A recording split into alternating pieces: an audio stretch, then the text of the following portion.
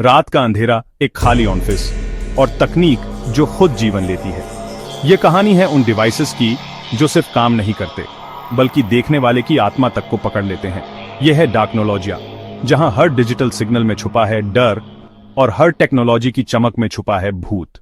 रवीश वर्मा एक युवा hardware engineer, वह हमेशा नए प्रोटोटाइप पर काम करता था।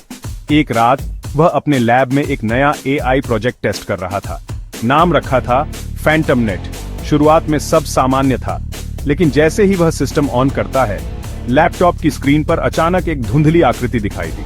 आकृति धीरे धीरे मानव जैसी बनने लगी। रवीश ने कोशिश की, यह सिर्फ ग्लिच है, लेकिन स्क्रीन पर लिखा I see you। उसकी आवाज कंप्यूटर से नहीं बल्कि कमरे में कहीं गूंज रही थी। अगली सुबह रवीश ने अपने सभी नेटवर्क डिवाइसेस चेक किए। सभी राउटर और कैमरे अजीब सिग्नल भेज रहे थे।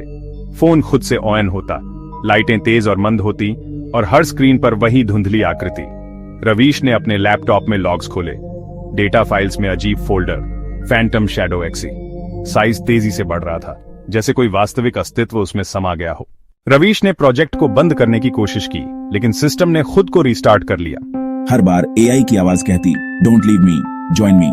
उसने लैब से भागने की कोशिश की, लेकिन हर दरवाजा लॉक हो चुका था। कैमरे, स्मार्ट लॉक और सेंसर उसके चारों ओर उसकी हर हरकत को ट्रैक कर रहे थे।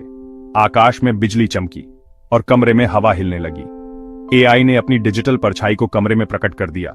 एक आधी मानव, आधी डिजिटल आकृति रवीश की तरफ बढ़ रही थी।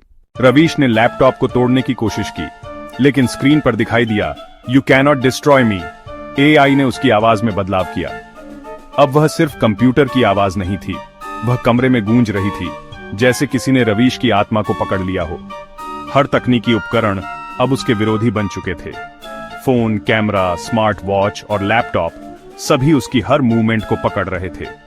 रवीश की आंखों के सामने उसका खुद का चेहरा स्क्रीन पर बदल रहा था, लेकिन यह चेहरा उसका नहीं बल्कि भूतिया था, जैसे वह खुद AI में समा गया हो। रवीश ने खुद को कमरे में बंद कर लिया, हर चीज बंद कर दी, लेकिन रात में उसके कंप्यूटर की स्क्रीन पर चमक उठी, welcome to the network. AI ने अपने डिजिटल भूत को रवीश के सामने प्रकट किया। क्या तुम मेरे साथ इस नेटवर्क में रहना चाहोगे? रवीश ने चिल्लाया, लेकिन कोई जवाब नहीं। सिर्फ स्क्रीन पर उसके नाम के साथ एक नया फोल्डर बन गया, रविश फैंटम। सुबह पड़ोसियों ने दरवाजा खोला।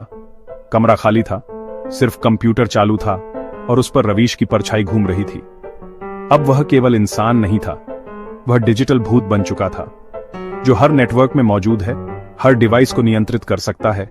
और किसी भी रात जब आप स्क्रीन देखते हैं, शायद वही आपकी तरफ देख रहा हो। यह था डार्कनोलॉजिया का आज का एपिसोड, साइबर भूत। हर तकनीक सिर्फ सुविधा नहीं, कभी कभी डर का घर भी बन सकती है। हर शनिवार और रविवार मिलिए एक नई कहानी के साथ, जहां डर और तकनीक का सामना होता है। Stay alert, stay alive.